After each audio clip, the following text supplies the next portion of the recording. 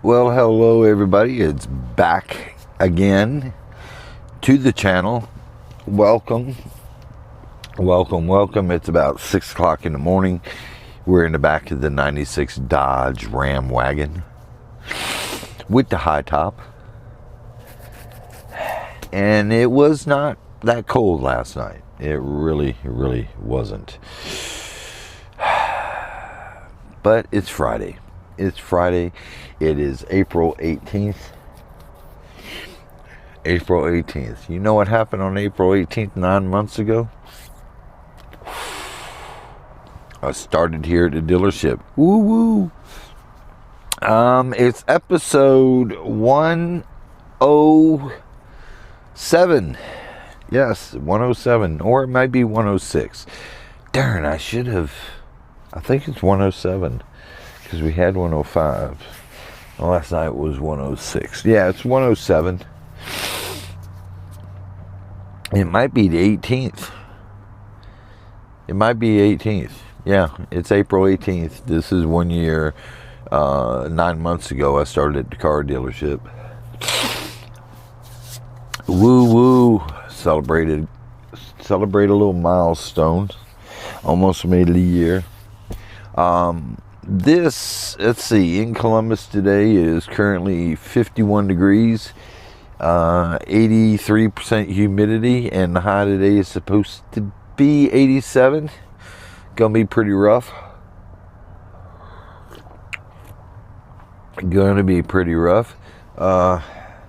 Yesterday was kind of uneventful at work, so there was not to talk about on that front. You know, some people got spoken to, but all in all, we had a good day.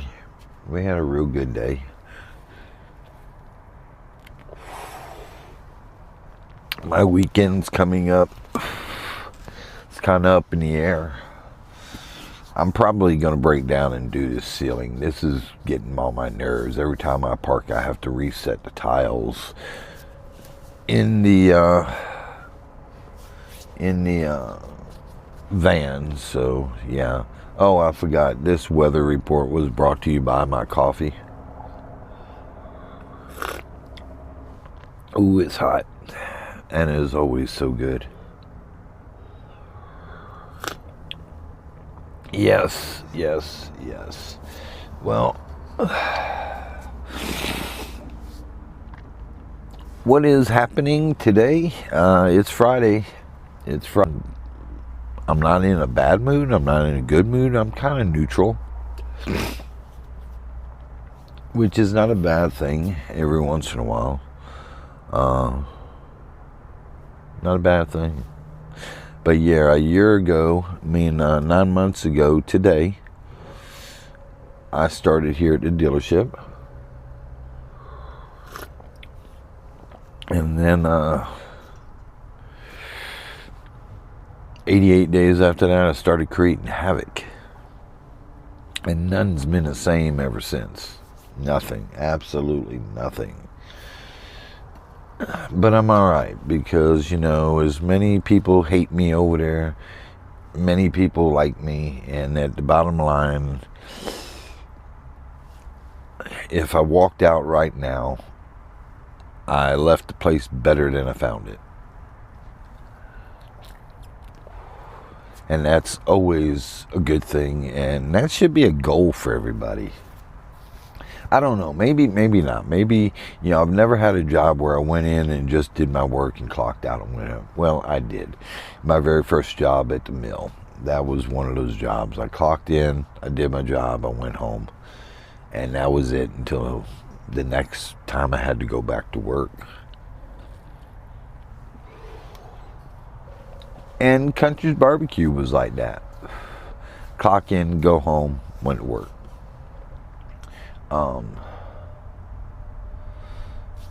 Parts business started changing that, and then when I went into the dealership, that really changed, and now it's just part of my DNA.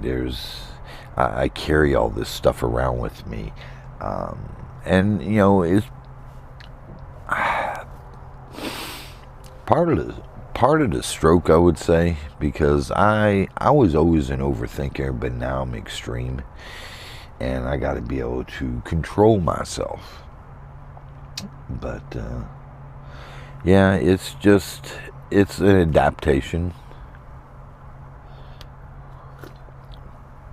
that I have to get used to, and I have to think before I react now. That's one of the bigger things that I notice is I have a moment of pause in my brain before I react. A lot of it's so I can get my emotions in check before I speak, and I can think about what I'm about to say, because some things that I think of in my head I really don't want out in the world, especially in front of a customer.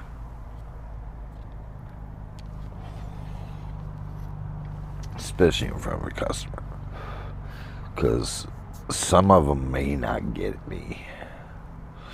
And when I'm in that type of position and that type of role, and I'm wearing that kind of hat,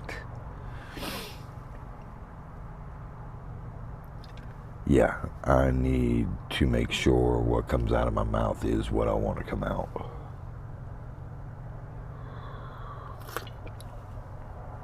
Oh.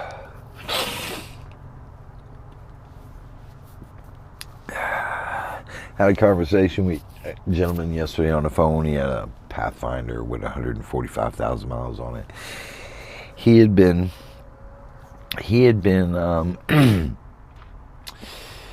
the timing chain was slapping on the cover for about 2 months. He let his daughter drive it, and then he finally decided to take it to a shop, and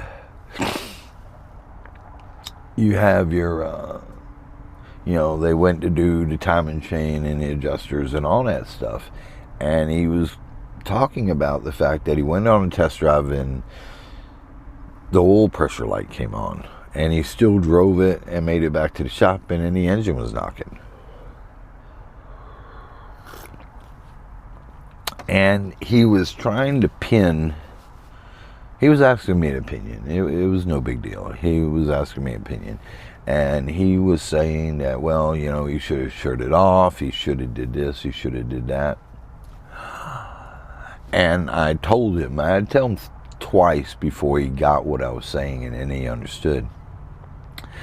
The reason why the lights are still on before it started knocking is because that timing chain was slapping that aluminum timing cover, and that was dropping metal fragments in the oil system, and the oil wasn't changed during this period, and it goes from the pickup screen to the oil filter to the oil to the bearings, and after about 2 months that filter is going to start releasing some of that metal, especially if you don't change it. And I was telling him the fact that his VVT valves, or whatever they're called on a Nissan, were probably full of metal. But it wouldn't have mattered anyway, whatever he did. So, as soon as we pulled it off and seen metal coming off of there, we would have told him he needed a motor. He needed a motor while he was driving it, the 2 months that it was slapping and wearing and dropping metal in the engine. And I just told him, I said, look, I hate to say it to you, but you messed up your motor. It was inevitable what was going to happen to it. The damage had already been done. You shouldn't have drove it those 2 months, because that's what killed the engine. I bet you there's metal in there. The metal come from one place. It's only one person's fault. And in the end, he kind of understood. And, then he started saying something about the fact that, I think he owes me a little bit of money for this, that, and the other. And I looked at him and I said, that's between you two. You have to come to a agreement on that. But if you go into a court of law, if it goes down to that, what's the judge going to say? The guy has no responsibilities. Well, shouldn't he have known that? Well, not everybody thinks like me. Not everybody does, but I've got caught in those situations, so that's why I think the way I do. And in the end, he appreciated what I had to say, and he understood what he had been told. He had done, and he laughed, and that was the end of the conversation. It's just one of those things. People gotta take responsibility for their actions. In this case, I understand you need a car. I understand. You ain't got the money for it right now. I get that. You need to park the car. Because this is the second time. There was one time this car come in for an inspection, and they wanted to see this heater hose thing was leaking. And the part was on back order, and they didn't want to order a part, and they were arguing with that, and they picked up their car. Well, about 5 months later, to come in, the part, have it installed, and it blows again, or another hose blows. Well, by this time, they kept driving the car and adding water, coolant. Well, somewhere along the line, it ran hot, because when it came back in, it had blowed head gasket. And it was put on the paper, and I explained to them 3 times. 3 times kind of like my limit. 3 times that you don't need to drive this car. It needs to be parked. In the conversation. But they kept driving it, and they come in and get the part put on, and then find out we have a blowed head gasket and try to blame it on us. It's one of those things I don't understand. Because they created this problem.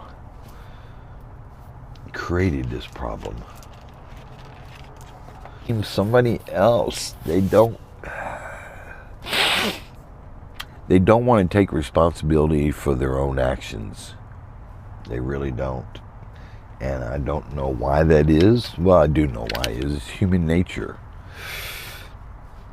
But you gotta take responsibility for your actions. And if you know your car's got a problem and making a noise, and the timing cover's being slapped against with the timing chain, and there's not a hole in it on the outside, but every time it's hitting it, it's shaving metal off of there. That metal's got to go somewhere. If you ever seen the system on a Nissan, when you take the timing covers off, it's all wet. That oil drops down straight to the pan and straight up into the pickup screen. That oil filter is there to handle debris and metal, but it's not going to get those fine particles. And when you're dealing with bearings, like on an engine, and you're dealing with 100 thousandths of an inch clearance, sometimes 200 thousandths, that's usually 200 thousandths. That's not much room. And oil has to live between there, because that's what gets between the crankshaft and the bearing to give it cushion.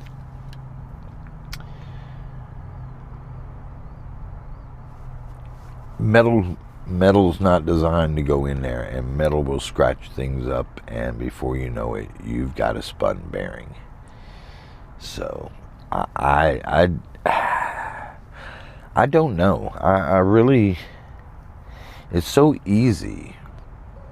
It's really so easy. And yet it's so hard.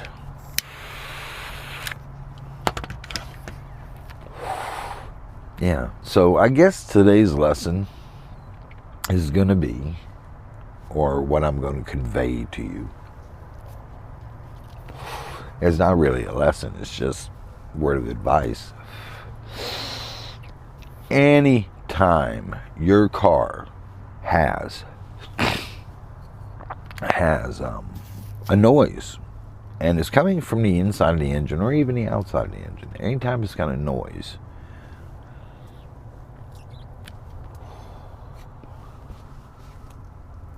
it's wearing something. And you don't need to be driving it or pushing it, because it will do more damage. It will cost more money. You will mess up more parts. It's inevitable.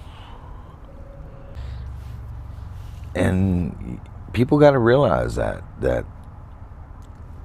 their engines are not built like they used to be. You could probably get away with some stuff like that back in the day. Hell, I know I drove around my engine, my Camaro, for about 2 weeks before I put it down with a rod knocking, dropping metal everywhere, knowing it's going to be trashed. And I ended up building that engine at 16 in a wheelbarrow in the back of my car.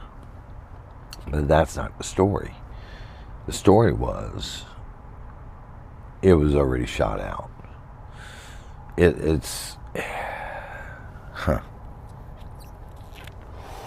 So if you got noise in your car, investigate it. If it's metal on metal, shut it down. If you can't afford to repair, shut the car down. You'll save it. I've seen too many cars in that type of situation. Just didn't turn out well. It really didn't. Well, I'm going to get off of here. Everybody have a great day. Have a wonderful day. Do a good turn. Be kind to someone. Call your mom, and we'll holler at you later.